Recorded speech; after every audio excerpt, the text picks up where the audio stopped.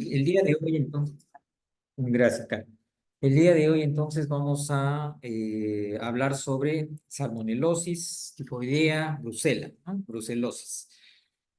Estos cuadros ya, si bien no se diagnostican con tanta frecuencia, igual son pues enfermedades que aún persisten, que aún existen y que debemos tenerlas en cuenta en algunas situaciones. Recuerden que la salmonela es un bacilo gram negativo móvil resistente a agentes físicos, desinfectantes, pero muere con el calor. Entonces es importante cocinar bien los alimentos, servir bien ¿no? los alimentos, que esto nos va a ayudar a controlar este tipo de enfermedades.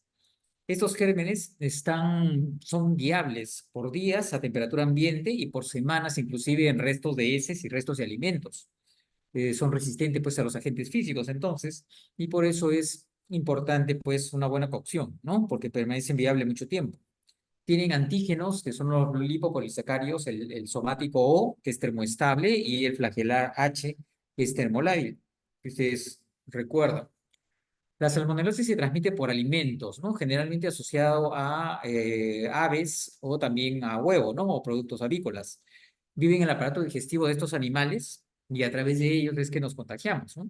La frecuencia asociada está mucho en función de la deficiencia de los servicios, ¿no? Sanitarios. Eso es algo que se ve con mucha frecuencia, por eso es mucho más frecuente en países como los nuestros, ¿no? En vías de desarrollo.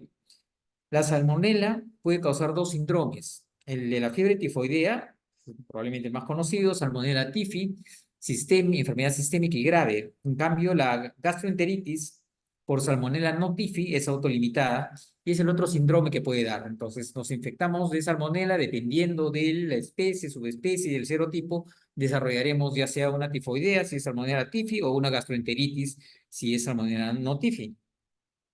Los patógenos para el hombre son especies, pues, de salmonela, subespecie entérica, serotipo, los más frecuentes, TIFI y no TIFI. Y dentro del no TIFI, que es lo que vamos a hablar en los primeros minutos, está la salmonella enteritidis y la tifimurium, ¿no? Son las más frecuentes dentro de la lista de las salmonelosis que hay. Entonces recordemos esas dos. Acá vamos a ver un cuadrito donde se ve pues la salmonela entérica, que es la que afecta a los humanos con más frecuencia, su especie entérica, porque hay 6 subespecies, y la mayoría de enfermedades están dadas por esta subespecie entérica, ¿no? Las que afectan a los hombres, ¿no? Esta es la gran mayoría, y de ellos tenemos la salmonela tífica, donde está la fiebre tifoidea, y la salmonella paratifi, y la notífica, donde vamos a tener las gastroenteritis como principal forma de presentación, que se autolimitan, son leves usualmente, y como mencionamos, en este caso la salmonella es enteritidis y tifimorio, ¿no? Las que van a generar problemas en los humanos. Entonces recordemos esto. El inóculo que se requiere es un inóculo de 10 a la 6 a 10 a la 8 bacterias para que genere recién la enfermedad. La acidez del estómago inhibe la multiplicación y es por eso que cuando se usan inhibidores de bomba, es un paciente que recibe tratamientos de ese tipo, la acidez está mermada y son niños que pueden tener mayor sensibilidad a contaminarse, infectarse o hacer enfermedad por la salmonela. Igual que el uso de antibióticos, ¿no? En nuestro país pues hay mucho uso de antibióticos y eso puede también aumentar el riesgo de desarrollar salmonelosis porque se barra con la flora intestinal. Estas salmonelas pueden atravesar la mucosa intestinal sin destruirla. El grupo de la salmonelosis no TIFI, producen erosiones, no producen úlceras, hipertrofia linfoidea intestinal de ganglios mesentéricos, por eso pueden haber algunos diagnósticos de diarreas, gastroenteritis asociadas a adenitis mesentérica, en algunos pacientes que ustedes van a escuchar por ahí, en una ecografía o en una tomografía se detecta también esto. Y hay hiperplasia no solamente del tejido linfoide que está en el intestino y los ganglios mesentéricos, sino también del res en general, que incluye hígado, vaso y puede haber pues hepatoesplenomegalia. Recuerden que en los niños, cuanto más pequeños son, el res, el sistema retículo endotelial, incluye hígado y vaso y son órganos que participan en la producción de células de defensa y por eso es hiperplasia en algunas situaciones. Cuanto más chiquito es el paciente, mucho más evidente. Rara vez la salmonelosis notífica produce bacteremia y de esta bacteremia algunas veces infecciones focales, ¿no? Pero eso es lo menos frecuente. ¿Cómo es que actúa esta salmonela? ¿No? Esta salmonela notífica Esta salmonelosis, como se le conoce en general, esta salmonela no típica llega, se adhiere a las vellosidades, invade la mucosa por endocitosis, se forma, ingresa a la célula y finalmente va a pasar, ¿no? Va a atravesar hasta el torrente sanguíneo, hasta la lámina propia y torrente sanguíneo, pero produce una enteritis localizada, no disemina usualmente, no hace mayor bacteremia porque se activa inmediatamente la producción de interleuquinas y algunos factores quimiotácticos de polimorfonucleares que en la mucosa van a evitar esta diseminación, van a controlar la infección y va a quedar solamente como un cuadro a nivel intestinal, una gastroenteritis o una enteritis. Entonces, son infecciones no típicas que son controladas por los sistemas de defensa. Además, este germen va a activar a través de algunas toxinas los mecanismos secretores y por eso es una diarrea acuosa o semiacuosa.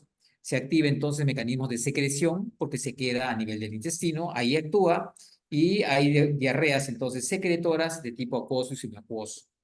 ¿De qué depende, pues, cómo se presente esta enfermedad, la severidad y la intensidad del inóculo, de la cantidad de germen ingerido, de la virulencia del serotipo, de la cepa y de factores de defensa del huésped también? Ustedes pueden ver aquí en esta tabla inferior que hay factores y enfermedades que predisponen al desarrollo de una enfermedad sistémica por Salmonella notifi. Generalmente dijimos es una gastroenteritis nada más, generalmente, pero hay algunos pacientes que desarrollan infecciones con bacteriemia, infecciones diseminadas, infecciones focales, y estos son generalmente grupos de pacientes especiales, como los recién nacidos, contaminados con salmonelosis, Notifi, lactantes pequeños, en general menores de 3 meses, donde el más riesgo porque su sistema inmunológico todavía no está bien desarrollado, niños inmunosuprimidos como VIH, otras inmunodeficiencias, enfermedades granulomatosas crónicas como los niños con tuberculosis, tratamientos inmunosupresores como los esteroideos u otros, tumores malignos, leucemias, linfomas, anemias hemolíticas, paludismo, drepanocytosis, bartonelosis, enfermedades reumatológicas, colagenosis, enfermedad inflamatoria intestinal, que también es autoinmune, acloridia por medicación antiácida en muchos casos, alteración de la motilidad, paludismo y desnutrición, ¿no? Entonces, estos pacientes son pacientes de características especiales, se llaman grupos de riesgo, que pueden, en los que se puede esta salmonellosis desarrollar hacia una enfermedad más sistémica, diseminada. Pero recuerden, solamente son un grupo de pacientes donde se da esto. La mayoría de veces lo que se va a dar es una enteritis aguda, la principal presentación, por eso es lo que le llaman la salmonelosis en general, ¿no? Ah, tiene una diarrea, tuvo una salmonelosis, tiene una diarrea aguda por salmonela, es una salmonelosis. Entonces es una enteritis aguda, causa frecuente de diarrea en lactantes. Salmonela es de las 2 o 3 primeras causas de diarrea bacteriana en niños pequeños, lactantes especialmente. El periodo de incubación es 6 a 72 horas. Entonces, en horas o en 2 o 3 días, luego de contaminarse, el paciente desarrolla diarrea. Tenemos también náuseas, vómitos, dolor en mesogastrio, fiebre, diarrea acuosa moderada severa con moco muchas veces, porque hay un proceso de todas maneras de migración de polimorfonucleares que dan esta reacción inflamatoria. Ocasionalmente puede haber algún sangrado. Tiene en el examen de laboratorio una reacción inflamatoria positiva leve a moderada, leucocitosis en algunos casos, leve también, no es severo como Shigella, por ejemplo, y la resolución es espontánea, se autolimita, como mencionábamos. Es leve, se autolimita en 2 a 7 días, como parece como un virus y pasa como un virus muchas veces, porque se va sola, ¿no? Desaparece en ese tiempo y no amerita dar tratamientos antibióticos, solamente observar si es que hay la alta sospecha de que esto es una salmonelosis, de repente la exposición que ha tenido, de repente algún familiar que ya tuvo diagnóstico de salmonelosis previamente a él. En otros casos se hacen bacteriemia, comentamos que es lo menos frecuente, menos del 5% de los casos, que generalmente la bacteriemia es asintomática, pero en grupos de riesgo puede dar síntomas floridos, inclusive fiebre y shock. Hay infecciones focales extraintestinales en los mismos grupos de pacientes de riesgo. Esta bacteriemia termina afectando otros sistemas y pueden llegar a ser infecciones supurativas, inclusive en huesos, generando osteomielitis, o en pacientes inclusive a nivel del sistema nervioso, generando pues meningitis, ¿no? O abscesos. Entonces, esto es pacientes especiales, grupos de riesgo. La mayoría de veces solamente una enteritis. Casos especiales pueden diseminar y afectar en forma focal. ¿Cómo se hace el diagnóstico? Con un coprocultivo o un cultivo de infecciones, ya sea hemocultivo o un cultivo de infecciones focales, ¿no? Si en caso hay un absceso. En el caso de la enteritis, ya el tratamiento es básicamente soporte, ¿no? Hidratación, manejo electrolítico. No se da antibióticos de rutina porque puede prolongar la extensión de salmonela durante varias semanas hasta, ¿no? Hasta varios meses. En cambio, se autolimita. En cambio, en los pacientes que sí deberíamos considerar dar antibióticos son aquellos pacientes que mencionamos, son grupos de riesgo, pacientes inmunosuprimidos, lactantes menores, esos pacientes sí vale la pena darle, ante un diagnóstico sospechoso o confirmado, darle con tratamiento antibiótico como lo vamos a mencionar. Lo mismo en pacientes que han desarrollado bacteremia o infecciones focales extraintestinales, al pertenecer prácticamente todos a grupos de riesgo, hay que dar cobertura antibiótica. Pero en enteritis simple solamente se observa, nada más.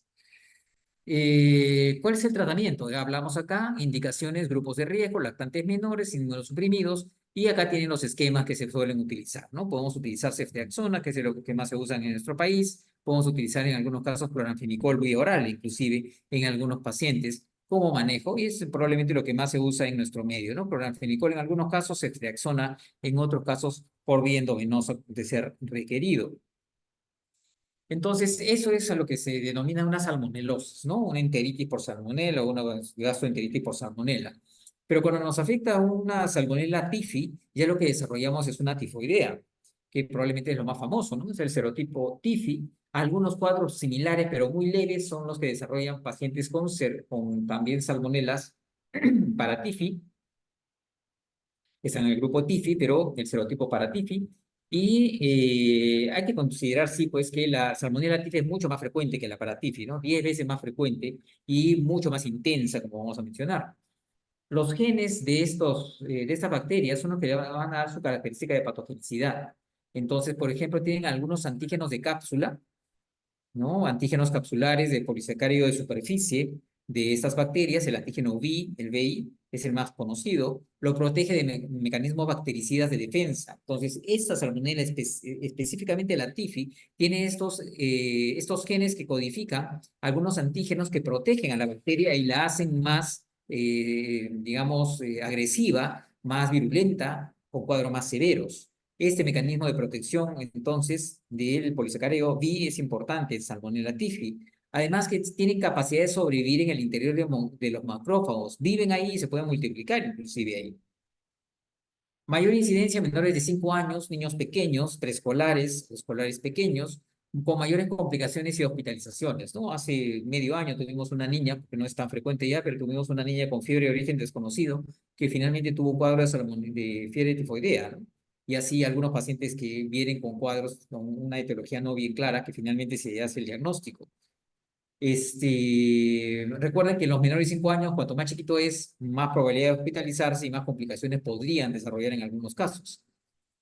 La tifoidea, el único reservorio natural es el hombre, el ser humano, y por eso es que el contagio es de persona a persona, no es a través de animales como es la salmonelosis, que es otro tipo de salmonela. La salmonela tifi sí es contacto persona a persona, y alguien con el germen que lo eliminó, lo excretó, es el que contagió a ese pequeño, ¿no? Transmisión fecal-oral, entonces. El inóculo es similar, 10 a la 5, 10 a la 9 bacterias en la salmonelosis. El periodo de incubación sí es un poco más largo, 7 a 14 días, en el otro podían ser horas o hasta 3 días, relativamente corto. Este sí es 1 a 2 semanas de periodo de incubación. Perdón, después de haber tenido el contacto con el enfermo. Entonces, tras la ingestión de esta salmonela y el antígeno B, interfiere con la defensa del huésped al evitar la unión del complemento a la superficie de la bacteria y así no es reconocida. Entonces, este antígeno B es una forma que se protege para no ser destruida la bacteria y eso le da esa característica de patogenicidad importante en Salmonella typhi. ¿Cómo actúa la Salmonella typhi? Entonces, llega al intestino una vez ingerida, se adhiere a las microbiosidades del ilion terminal, donde afecta ilion terminal, nunca se olviden de eso, importante para el diagnóstico diferencial, con tuberculosis y apendicitis, ¿no? Para que lo tengan en cuenta. En ilion terminal, zona de fosa ilíaca derecha, ahí es donde se adhiere e invade la mucosa a nivel de las placas de Peyer, ¿no? Que están en el ilio. Entonces, se adhiere a la mucosa, invade a través de o a nivel de las placas de Peyer. Va a atravesar la mucosa, la mayoría de veces puede ser por conductos paracelulares, pero la mayoría de veces es por endocitosis. Entonces, esta bacteria va a ingresar a través de unas proteínas que produce, genera una remodelación sobre la superficie del enterocito y logra generar como una especie de ingreso, abre una puerta para generar una vacuola intracelular y de esa manera logra ingresar al enterocito, ¿no? Eso es por unas proteínas que ella misma produce y va generando algunas modificaciones en la pared de la membrana del enterocito y estos cambios. Una vez que ya ingresó, es transportada por los macrófagos, porque ya pasó a lámina propia y al sistema linfático y también sanguíneo en algunos casos. Una vez ingresada, es transportada por los macrófagos y monocitos a los ganglios linfáticos, ¿no? Es transportada hacia los ganglios linfáticos y ahí es donde produce adenitis mesentérica también, en algunos casos como diagnóstico tomográfico o ecográfico, diagnóstico de imagen. Y en estos ganglios linfáticos es donde se va a multiplicar. Entonces ingresó, viajó por macrófagos, monocitos a los ganglios y aquí se multiplica. Una vez que se multiplica, ya comienza a viajar también hacia el torrente sanguíneo y genera y los linfáticos. Y de esa manera va a generar lo que se llama la bacteriemia primaria. Bacteriemia primaria que es transitoria y que en el que el paciente está asintomático, no hay molestias, simplemente hay bacteriemia, que no se, obviamente se sospecha en ese momento, y los hemocultivos en ese momento suelen salir negativos. En la bacteriemia primaria suelen salir negativos. Una vez que está viajando por el torrente sanguíneo, finalmente diseminan y penetran en el res, hígado, vaso, médula ósea, como pueden ver acá, donde se replican dentro de los macrófagos que están en este sistema retículo endotelial, se multiplican. Va a la multiplicación y finalmente vuelven a la sangre. Ustedes ven acá, esta es la bacteriemia primaria, va hacia el res, se multiplica en el res y finalmente vuelve a salir a sangre y es una bacteriemia secundaria, donde comienzan los síntomas y puede sembrar otros órganos, inclusive no solamente el res. Entonces, una diseminación amplia. Recuerden entonces que hay dos bacteriemias, una primaria, una secundaria. Donde hay problemas es en la secundaria con manifestaciones clínicas y donde hay más riesgo de que disemine otros órganos. Entonces, recuerden, la Salmonella typhi va a producir una respuesta inflamatoria más profunda que la Salmonelosis no typhi. A nivel de la mucosa llega a generar hiperplasia en las placas de Peyer. Al afectar las placas de Peyer, inclusive puede generar isquemia en esa zona con necrosis y úlceras sobre la superficie, como ustedes pueden ver acá, cosa que no hace la salmonelosis no TIFI, acá produce úlceras, entonces la Salmonella typhi, tifoidea, y esto puede sangrar y producir deposiciones con sangre, pero también puede penetrar la muscular y la serosa, la TIFI, y puede generar perforaciones, ¿no? Perforación intestinal, con obviamente complicación severa. Hiperplasia de ganglios mesentéricos, adenitis mesentérica, también en algunos casos como diagnóstico inicial por imágenes, cuando se toma por el dolor, y finalmente también compromiso de hígado y vaso con hepato esplenomegálico. Las manifestaciones entonces en estos pacientes, como ustedes ya van deduciendo, van a estar en un rango variable de leves, moderados a severos. Esto va a depender mucho del inicio de la cobertura antibiótica, alta sospecha inicial, inicia el antibiótico temprano, no desarrolla mucho la infección. El germen, la virulencia que tenga, el inóculo, cuánto comió de bacteria, la resistencia de la bacteria, porque hay mucha resistencia en tifoidea, como vamos a ver, y también del huésped, si es inmunosuprimido, si es un lactante, si es un niño pequeño, si está en el grupo de riesgo, como mencionábamos. Entonces, ustedes van a tener una serie de manifestaciones en tifoidea. La más frecuente, obviamente, se llama fiebre tifoidea, es fiebre elevada, fiebre alta, mayor a 39, 40 grados, ¿no? Que va ascendiendo a lo largo de los días. La lengua muchas veces aburral de estos pacientes por falta de hidratación, anorexia, no quiere comer, vómitos, hepatomegalia. Lo que es más marcado en frecuencia es hepatomegalia. Lo que es más frecuente es hepatomegalia más que esplenomegalia, como ustedes ven acá. 37% es hepatomegalia, 17% esplenomegalia. Hay diarrea, que puede ser con sangre. El niño luce más tóxico por la fiebre, más comprometido, esta bacteremia que lo acoge, que lo afecta. Algunas veces pues hay un dolor abdominal importante, palidez, la esplenomegalia que mencionábamos menos frecuente, y otros ya síntomas menos frecuentes como estreñimiento, cefalea, etc. Recuerden lo primero, ¿no? Pero ustedes dirán, esto se parece a muchas cosas, y es cierto, se parece a muchas cosas. es lo que se llamaba un proceso infeccioso generalizado. Fiebre con compromiso general del paciente, toxicidad, hepatoesplenomegalia, y el resto son síntomas básicamente generales, como ustedes se dan cuenta. El inicio es insidioso, es de a pocos. Los primeros 2 a 3 días hay fiebre, hay malestar, anorexia, mialgia, cefalea, dolor abdominal, si es que lo hay, diarrea leve con posterior estreñimiento en algunos casos, hay veces diarrea con sangre, síntomas generales, parece una diarrea cualquiera, pero el niño luce más tóxico y la fiebre persiste más allá de 3 días y es más, comienza a escalonar, comienza a subir, a ascender el nivel hasta 40 grados en el plazo de una semana. Entonces, ustedes ven que este paciente empieza con síntomas generales, tiene un periodo de incubación donde los cultivos son negativos, ahí puede haber bacteremia acá, pero acá no hay pruebas que se hagan porque nadie sospecha que el paciente tenga la salmonela, pero a medida que ya empieza, supera el periodo de incubación que estamos mencionando, ustedes ven como la fiebre va ascendiendo y a lo largo de esa semana alcanza de 39 a 40 grados y se mantiene, ¿no? Aquí, en esta primera etapa, recuerden, la positividad de los hemocultivos es muy alta esta primera semana. Entonces, alta sospecha en primera semana, hemocultivo nos va a ayudar mucho. Si no sospechan y termina pasando una semana, los hemocultivos ya bajan en sensibilidad. Las pruebas serológicas, como recién está generando inmunidad, todavía la positividad es muy baja, 20%, y pueden salir negativas en la primera semana. Por eso es que hay que repetir para ver títulos. Hay veces vienen con resultados de aglutinaciones paratifoidea negativos, pero el paciente recién tiene 3, 4 días de evolución. Hay que esperar 5 a 7 días y hacer títulos para ver si están en títulos crecientes. Pero el hemocultivo es algo que pueden ir tomando si tienen sospecha de fiebre tifoidea. La segunda semana hay fiebre alta, sostenida, se exacerban los síntomas, más fatiga, más anorexia, se asocia algunas veces a tos y en algunos casos a trastorno del sensorio. Lo que marca la evolución es esta fiebre persistente y muy alta, 40, 40, 39, 40, se mantiene toda esta semana y en esta segunda semana de evolución la positividad ya es mayor, ya no de los homocultivos, sino más bien de los coprocultivos y los mielocultivos. Acá tiene una alta probabilidad de salir positivo y el hemocultivo ya disminuye la probabilidad. Entonces es importante saber el tiempo de evolución para ver qué exámenes nos pueden ayudar. Es cierto también que ya la inmunidad se va desarrollando y entonces las aglutinaciones que se piden, los exámenes serológicos, van a mejorar en cuanto a su sensibilidad, ya llega a 50% en este caso.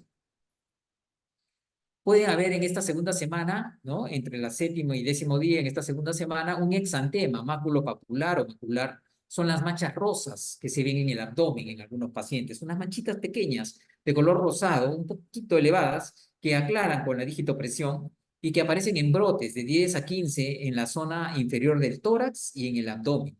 Zona inferior del tórax y en abdomen. Ese es algo que puede ver en un 25, no en todos, en un 25% de pacientes y que al final, luego de 2, 3 días, ya comienza a disminuir la intensidad de la lesión y deja una pequeña zona de tono marrón o tono oscuro. Este es un exantema tífido.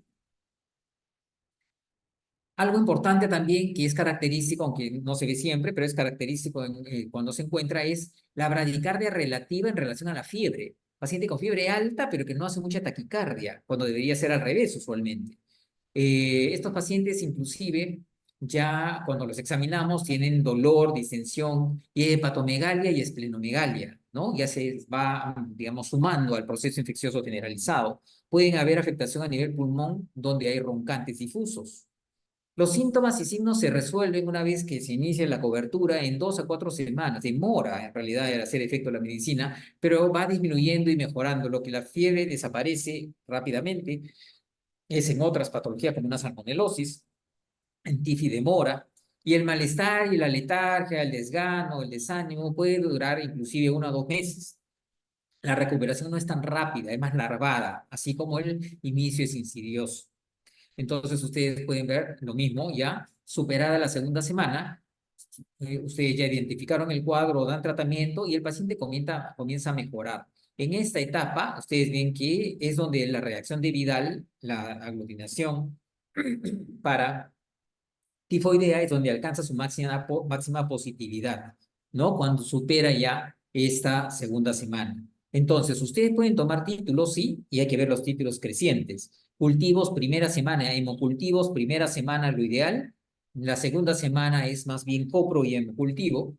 y con eso tomar decisiones. Porque recuerden también que así como los síntomas son generales y no son muy específicos, tampoco el laboratorio. El laboratorio general que ustedes piden, hemogramas, se pueden mostrar leucocitos bajos, algunas veces, no siempre, pero pueden haber leucocitos bajos en relación a la fiebre. Fiebre muy alta, uno espera leucocitosis marcada, algunas veces no se da, a pesar de que el paciente luce tóxico. Puede haber inclusive hasta leucopenia, ¿no? En algunos casos. Y en algún otro caso puede haber leucocitosis, especialmente cuando es ya una tifoidea complicada, ¿no? Con una diseminación importante. Pero no es un examen específico, como se dan cuenta, ni tiene tampoco un patrón muy específico. Pacientes pueden tener anemia, especialmente si tienen deposición con sangre o cuando hay compromiso medular. Puede haber trombocitopenia en algunos casos severos, no en todos, la mayoría de veces plaquetas normales, anemia, como es frecuente en nuestro país, anemias leves, y los leucocitos que tampoco tienen mayores cambios en la mayoría de casos. ¿Puede haber pruebas hepáticas alteradas? Sí, por la hepatomegalia puede haber una hepatitis reactiva en valores 2 o 3 veces el valor normal. No aumenta mucho, pero puede haber cierta alteración. Finalmente, entonces, el diagnóstico, ¿cómo se hace? Clínica más cultivos y serología. Cultivos, ya dijimos, fases iniciales. Primera semana es donde tenemos la mayor positividad. Yo no pregunto porcentajes, pero sí el momento en que es ideal, ¿no? Repetidos, en algunos casos, ya que la bacteriemia es intermitente y baja. Entonces, ¿hay que tomar más de un hemocultivo? Sí. Especialmente cuando el paciente está con fiebre, sí. Entonces, un hemocultivo solo puede salir negativo, pero ya 2 o 3 en fase febril es la mejor idea en estos casos, especialmente primera semana de enfermedad. La sensibilidad puede estar limitada por los antibióticos previos, que en nuestro país se usa mucho, hay mucha polifarmacia, hay mucho uso de antibióticos y eso por eso puede alterar y por eso es mejor tomar más de un hemocultivo. Ya después de la primera semana, durante la segunda, el coprocultivo, el urocultivo es lo que va a ayudar, tiene mayor sensibilidad, así como el mielocultivo en las etapas tardías. Cuando el hemocultivo ya no sirve, segunda, tercera semana, ustedes pueden tomar un copro o un mielocultivo, les va a ayudar mucho más que un hemocultivo. 85-90% de positividad, el único problema es que es invasivo y bueno, la ventaja es que no se influye por antibióticos, entonces nos va a resultar importante para hacer el diagnóstico definitivo, encontrar la Salmonella typhi. Nos podemos ayudar de exámenes serológicos, sí, de la prueba de Vidal, que es un examen que lo que va a buscar son anticuerpos contra el antígeno O y contra el antígeno H. Entonces nos ayuda a buscar los anticuerpos, son las aglutinaciones que se llaman en placa o en tubo. Pobre sensibilidad y especificidad en zonas endémicas como la nuestra. Hay veces hay muchos falsos positivos, muchos falsos negativos. Por eso hay que correlacionar con la clínica y siempre buscar cultivar. No quedarnos solamente con parece y aglutinaciones. Hay que buscar hacer cultivos. Y los títulos crecientes son los que nos van a ayudar más. Porque recuerden, la primera semana puede salir negativo, la segunda semana 50% de positividad. Entonces lo que hay que ver son títulos que van en ascenso lo cual nos dirá, esto con la clínica probablemente sea un cuadro de fiebre tifoidea. Entonces es la prueba de Vidal, no se olviden, aglutinaciones para buscar. El diagnóstico diferencial, ya se dieron cuenta, puede ser cualquier cosa, incluido el dengue, porque parece que les estoy hablando de una clase de dengue, pues muy parecido, ¿no? La clínica finalmente. Son enfermedades de procesos infecciosos generalizados, junto con brucelosis, tuberculosis, etcétera, etcétera, etcétera, leptospirosis, todos son muy parecidos. Entonces, lo que hay que tener en cuenta es hacer el diagnóstico diferencial y por eso es que muchas veces se piden baterías para descartar los otros procesos también. No nos quedamos solamente con aglutinaciones o un cultivo para salmonela, por si acaso. Las complicaciones son poco frecuentes en niños, felizmente, y ocurren después de la primera semana. Y ustedes pueden ver en el cuadrito de la derecha, hay complicaciones pues en diferentes sistemas y de diferentes tipos. No tienen que memorizarse todas, obviamente, solamente entender que pueden haber complicaciones de fiebre tifoidea. Las importantes que hay que recordar son, uno, hemorragia intestinal, algunas veces graves por estas úlceras que sangran, que mencionamos hace unos minutos. Por esa hiperplasia en las placas de Peyer hay necrosis, formación de úlceras que pueden presentar deposiciones disentéricas. Puede haber taquicardia, hipotensión si es que es un sangrado importante y en algunos casos, perdón, puede penetrar la muscular y generar lo que mencionamos que es una perforación, inclusive una perforación intestinal. Entonces, ya mencionamos, la perforación es menos frecuente todavía, pero recuerden, ¿dónde se da la perforación? ¿Dónde afecta la tifoidea? ¿Dónde afecta la fiebre tifoidea? Ilion terminal. Entonces, en ilion terminal es donde va a haber la perforación, en el ilion distal. ¿El dolor dónde va a ser? En fosa ilíaca derecha, por eso se parece mucho a una apendicitis o una TB, aunque la TB es mucho más larvada, ¿no? Entonces, vómitos. Puede haber signos peritoneales por la perforación. Hay taquicardia, hipotensión, hipersensibilidad en fosa ilíaca derecha, rebote y abdomen en tabla, una peritonitis, ¿no? ¿Qué van a encontrar qué van a encontrar en laboratorio en estos pacientes? Leucocitosis, porque ya obviamente están perforados, neutrofilia, desviación izquierda, como para cualquier paciente con peritonitis, igualito en una apendicitis perforada, y una radiografía con un neumoperitoneo. Van a ver la imagen de aire en el abdomen, que normalmente no debe existir. Solo para que recuerden, además de esta hemorragia y esta perforación, las complicaciones que se dan en pediatría en niños solamente deben reconocer, en cualquier lado puede haber, pero lo más frecuente que hay que tener en cuenta, sistema nervioso central, de 3 a 35% de casos, sistema hepatobiliar, hasta 26% de casos. ¿Y qué cosa da? Encefalopatías, abscesos, meningitis, ventriculitis, convulsiones, Guillain-Barré, psicosis. Entonces, un paciente con fiebre tifoidea que comienza a desarrollar síntomas neurológicos, ¿no? Que se van haciendo más marcados y progresivos, puede ser una afectación sistémica con compromiso del sistema nervioso. Y en la parte hepática hay colecistitis aguda litiásica, hepatitis, abscesos también, y también puede haber, en algunos casos, pues, abscesos esplénicos. Entonces, recuerden, hemorragia, perforación, y puede afectar el sistema nervioso y puede afectar la zona hepatobiliar. ¿Cuál es el tratamiento? El tratamiento importante, recordar que el diagnóstico y el inicio temprano de antibióticos es básico en una fiebre tifoidea. La mayoría de manejos son ambulatorios, con seguimiento cercano, por la resistencia que hay muchas veces y las complicaciones potenciales, que son raras, pero hay que vigilar. Se hospitaliza para manejo parenteral cuando hay vómitos persistentes, cuando hay distensión abdominal o diarreas severas, el paciente vomita, no tolera, está un poco tóxico, el paciente debería quedarse en observación y hospitalización probablemente para manejo enteral. Y básicamente es reposo, hidratación, manejo de soporte, antipiréticos, manejo nutricional, además de los antibióticos, no se olviden. Entonces, los antibióticos son fundamentales. Paciente con tifoidea hay que darle tratamiento antibiótico para evitar complicaciones que ya mencionamos. Pero hay mucha resistencia a los esquemas y por eso hay que utilizar según sensibilidad de cada lugar, ¿no? De cada país o lugar. Hay mucha resistencia a lo clásico, cloranfenicol, trimethoprim-sulfa y amoxicilina. Hay hasta 85% de resistencia a estos tres antibióticos. Entonces, se usa mucho ya las quinolonas y cefaloporinas de tercera generación para manejo de estos pacientes. Acá tenemos el cuadrito. En las tifoideas no complicadas, que es sensible, podemos intentar cloranfenicol y amoxicilina. Si hay resistencia ya, ¿no? En el lugar donde estamos trabajando, hay que utilizar una quinolona o una cefalosporina de tercera. Y si hay resistencia a quinolona, podemos utilizar cefalosporina de tercera o acitromicina.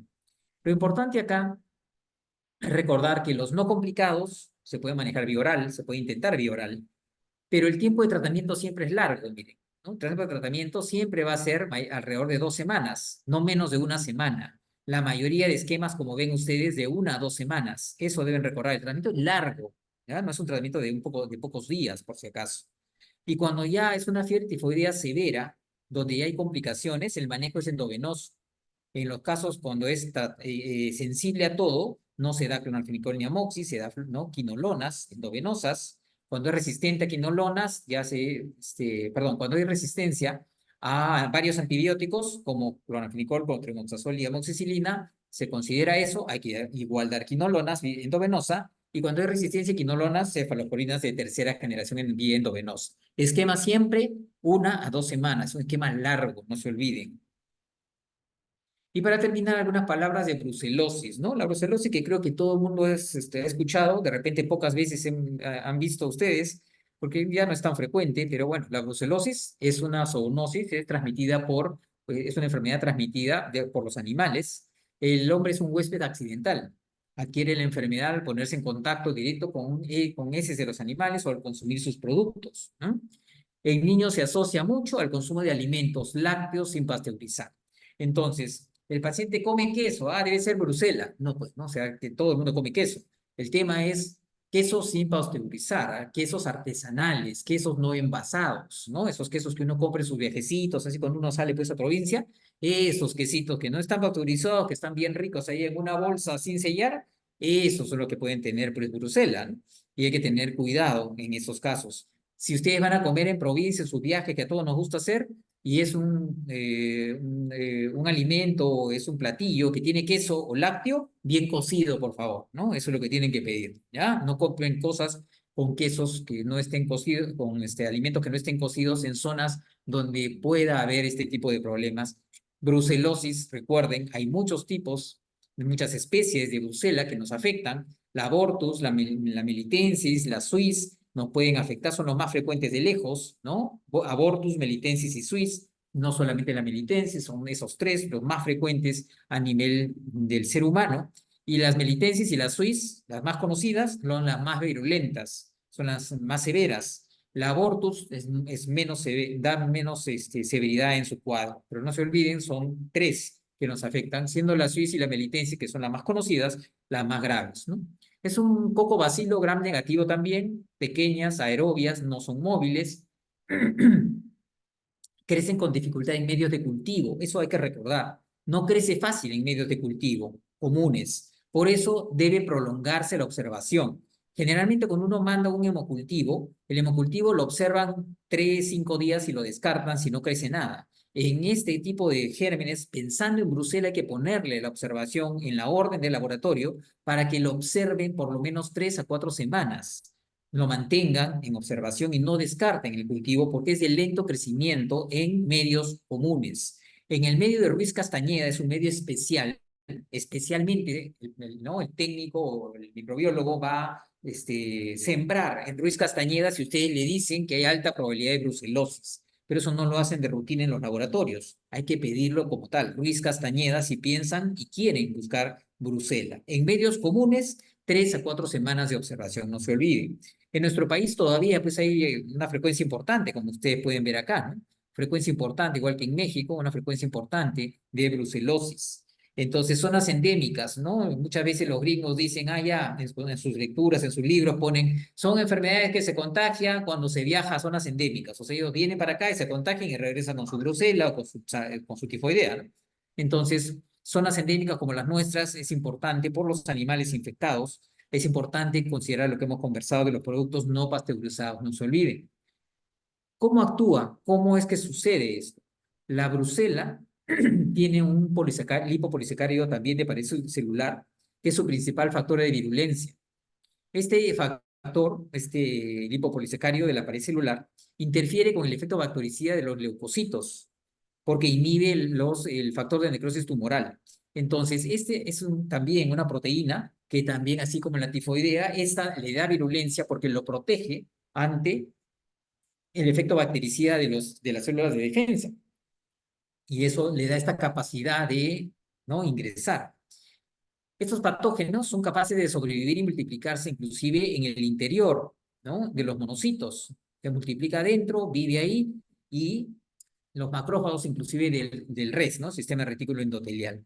Entonces, este germen ingresa, llega, ¿no?, a ingresar a la mucosa, se mete a los monocitos macrófagos, se va multiplicando en esa zona, y los que no son fagocitados por los leucocitos pueden ser ingeridos también externamente, permanecen alojados en el res, hígado, vaso, ganglios, médula ósea, y forman granulomas. Esa es la manera en que actúa. Una vez que se metió, ustedes pueden encontrar que estos pacientes hacen enfermedades granulomatosas, hacen hepatitis granulomatosas, hacen compromiso de la médula ósea y al examen de la biopsia de hueso, ustedes pueden encontrar granulomas en la médula. Entonces genera estos granulomas, estos agregados de células de defensa alrededor de esta infección, y eso es característico de la brucela, cuadros granulomatosos, nunca se olviden. Linfocitos B producen anticuerpos contra este lipopolisacárido y otros antígenos de la pared bacteriana, y estos anticuerpos nos sirven o tienen valor diagnóstico y obviamente dan inmunidad, ¿no? Pero tienen valor para hacer los diagnósticos, encontrar estos anticuerpos. Durante la etapa de recuperación,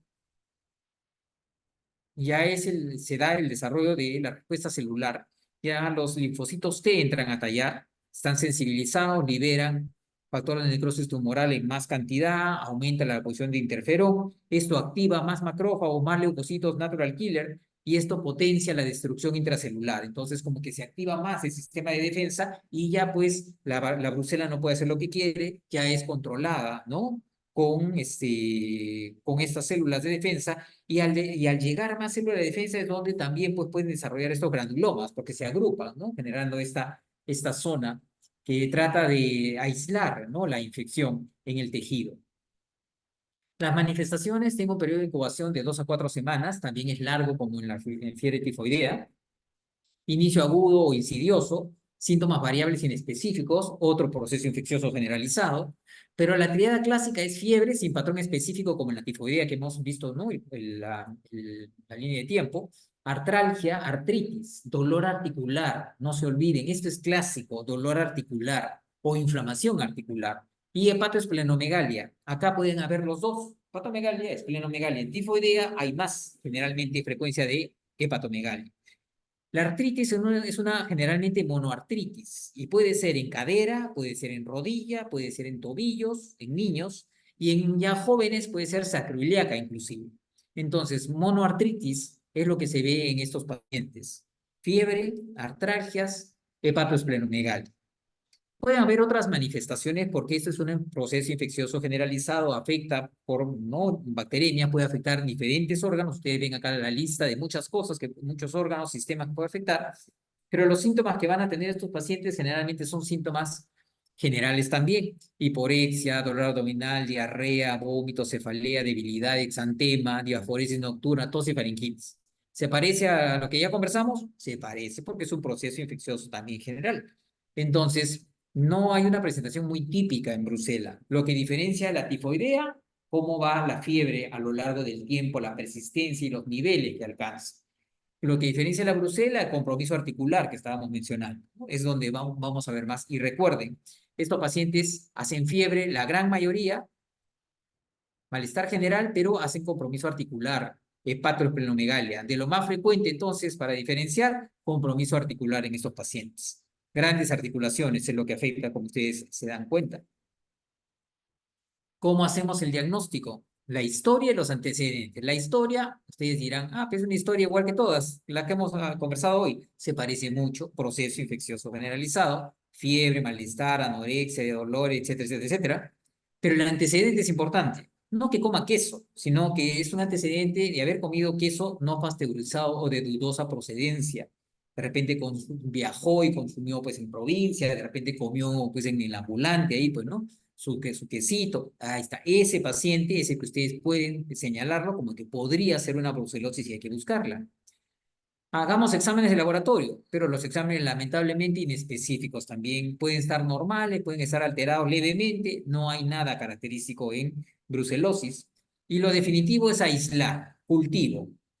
Ruiz Castañeda, la mejor idea, pero no es algo que se haga de rutina. Por eso, si hacen hemocultivo, no se olviden, 3 a 4 semanas, por lo menos, de observación en microbiología, deben mantenerlo y no descartarlo, porque demora en crecer en medios comunes.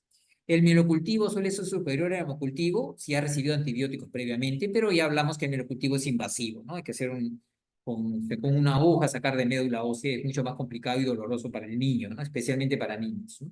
Entonces recuerden, esa es la forma de hacer el diagnóstico microbiológico, pero también hay diagnóstico serológico. Y para eso tenemos búsqueda de anticuerpos con métodos de aglutinación que son los más frecuentes, que son rápidos y sensibles y específicos. El clásico rosa de Bengala que deben haber escuchado por ahí, es un estudio que es cualitativo, es un test rápido, se usa como despistaje, pero es cualitativo en realidad y detecta anticuerpos de los dos tipos, IgM e IgG. Entonces, cuando ustedes tienen un rosa de Bengala positivo y ustedes quieren tener más seguridad, lo que hacen son otros tests complementarios, como el test de aglutinación sérica, que esa se le llama clásicamente aglutinaciones para Brucela. Estas aglutinaciones para Brucela detectan anticuerpos también IgM e IgG juntos, pero es con títulos, no es positivo o negativo, sino es con títulos. Entonces habla de títulos que pueden ir inclusive en crecimiento, ¿no? Como hablamos de tifoidea. Y estos son específicos, obviamente, para Bruselas.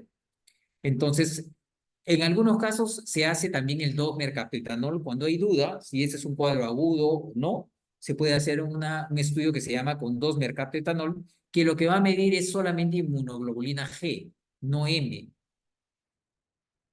Y eso lo vamos a entender acá, ¿no? Lo que se hacía clásicamente, prueba presuntiva, rosa de Bengala, cualitativa, rápida, y para prueba confirmatoria, la aglutinación, la SAT, ¿no? La aglutinación estándar o la aglutinación en suero, y en algunos casos la prueba de 2-mercaptoetanol. Si yo tenía entonces prueba positiva para SAT y quería confirmar si es una etapa inicial, hacía una prueba con 2-mercaptoetanol para ver si el resultado es negativo, quiere decir que estoy bloqueando la inmunoglobulina M y solo sale G, ¿no? Entonces, si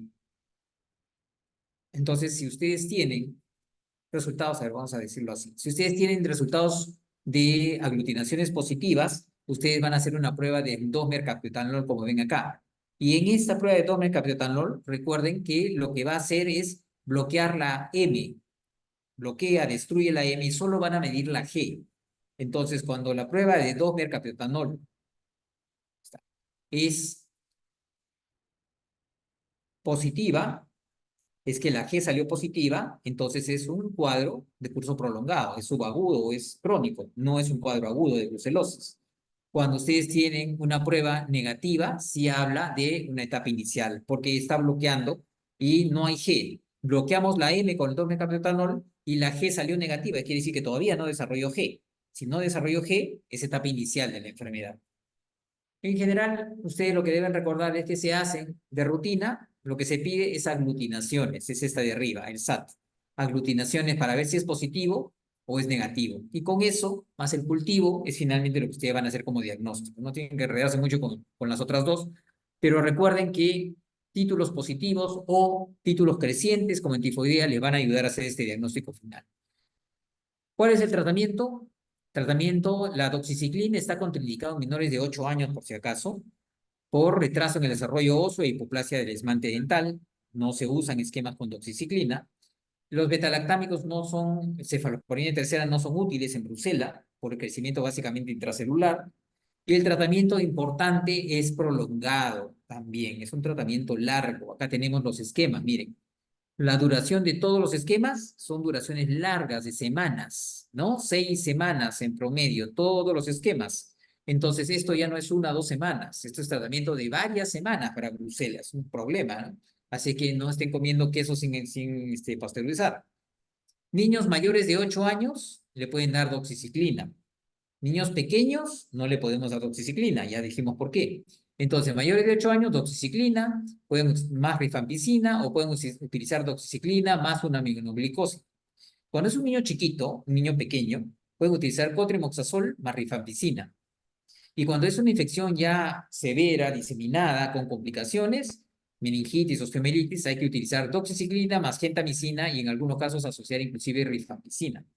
Entonces recuerden, los esquemas no necesitan memorizarlos, solamente recordar que en menores de 8 años no se usa doxiciclina, ya saben por qué, y que los esquemas en general son prolongados, 6 semanas, 4 a 6 semanas, no son esquema de días, es un mes, mes y medio, esquema para brucelosis. No sé si tienen alguna duda, alguna pregunta, creo que estamos sobre la hora, ¿no? Un minuto. Entonces, básicamente recuerden cómo es la presentación en general, cuándo pensarlo y deberíamos recordar cómo se hacen los diagnósticos. Lo que vamos a preguntar en el examen son casos, ¿no? Entonces ustedes tienen que obviamente saber bien en relación a cómo enfocar, cómo sospechar, cómo diagnosticar. Y algo de la terapéutica, pero muy general en realidad. No solemos preguntar muchas cosas específicas de terapéutica por si acaso. Si tienen alguna duda, alguna pregunta, por favor, que ya la doctora debe estar en el otra aula. Doctor, buenas tardes. Sí, Tengo una duda, es acerca sobre la Salmonella notifi. sí. Usted dijo que le íbamos a dar antibiótico en caso de infecciones gastrointestinales, extraintestinales, diré. ¿Y cómo Ujú. lo sospecharía? Ya. Entonces acá estábamos. No, por acá. ¿Cómo sospechamos? Claro, porque el paciente puede presentar otras manifestaciones. Por ejemplo, estamos acá. Por ejemplo, hay pacientes que vienen con salmonelosis, que son inmunosuprimidos de repente y que comienzan a hacer trastorno del sensorio. Y tú dirás, este paciente no se ha complicado con un problema a nivel del sistema nervioso, ¿no? No tendrá una meningitis, o de repente hace un signo de focalización, tú dices no tendrá un absceso, además de la fiebre que pueda tener el paciente. Entonces, tú sospechas en base a la historia y la clínica. Pacientes que vienen con dolores no articulares, sino dolores en huesos. Hay algunos pacientes, por ejemplo, que comienzan a tener un dolor localizado en alguna parte, de repente en la pierna, de repente en el muslo, comienzan a tener dolores localizados con fiebre persistente. Eso puede hacerte pensar, ya, si tiene una salmonelosis, no habrá hecho una osteomielitis, no se va, ¿no? Es un pacientito que puede tener, ¿no? Una diseminación por ser grupo de riesgo, ser pequeñito, inmunosuprimido o tener alguna comorbilidad, como mencionábamos. Entonces tú vas a sospechar esto en realidad en pacientes con comorbilidades. El paciente que es sano en general, la salmonelosis pasa como una diarrea. Y hay veces pasa como una diarrea hasta por un virus, ¿no? O sea, aparece y nunca se hizo mayor estudio y nunca se dio ningún tratamiento y se fue en 2 a 7 días. Pero cuando es un paciente con alguna característica en particular, grupo de riesgo, hay que tener en cuenta que esos sí se pueden complicar y hay que evaluarlos, observarlos, seguirlos con más detenimiento, ¿no? Esa es la forma en que puedes sospechar. Gracias, doctor. Y una preguntita más. Es acerca sobre, usted dijo, en la salmonella tifi hay dos periodos, la bacteriemia primaria y la bacteriemia secundaria. En el caso de Ah, la bacteriemia primaria, no me quedó claro, en esta sí, etapa el paciente no nos llega, ¿verdad? No llega al hospital, llega exacto, más en la bacteriemia secundaria. Ah, ya. exacto. Por acá está, por acá está, ya, acá está. Claro, estos pacientes, esa es la forma en que actúa. O sea, el paciente se contaminó y comienza a hacer toda esta fisiopatología hasta que hace la bacteriemia primaria, que en realidad muchas veces no se diagnostica. O sea, simplemente es un paciente que está con algunos síntomas generales leves, como desganado, parece que tiene febrícula, algo muy discreto, si es que tiene algo. Ahí no se hace el diagnóstico, ni laboratorio ni clínico. El diagnóstico generalmente se hace en la bacteriemia secundaria, ¿no? Como estábamos mencionando, cuando el paciente ya te hace síntomas, ¿no? Fiebres, ¿no? Más marcadas, síntomas mucho más floridos, y es generalmente la segunda semana, ¿no? Ya, doctor, muchas gracias. Ok. Bueno, muchachos, entonces les deseo suerte en el examen del día viernes, ¿no? El día viernes todavía tenemos una clase conmigo de hepatitis el día jueves. Bueno, repasen lo que hemos conversado, ¿no? La parte clínica, diagnóstica, no se afanen mucho en dosis de medicina. Yo no pregunto dosis ¿no? En esta etapa de su preparación. Yo pregunto más cómo pensar, cuándo sospechar y cómo diagnosticar. Y por ahí, ¿por qué trae, qué tipo de medicina? Pero dosis, esos no solemos preguntar. ¿Ya? Entonces sí tengan en cuenta, los esquemas son largos en tifoidea, 1 a 2 semanas, y esquema largo en brucelosis, ¿no? 4 a 6 semanas. Son esquemas largos en estos casos. Y la gastroenteritis por no tifi no necesita nada la mayoría de veces, como ustedes se dan cuenta. Muy bien, quedamos así entonces. Cuídense mucho. Nos vemos el día jueves. Gracias, Karen, por el apoyo. Gracias, doctor. Nos vemos, suerte.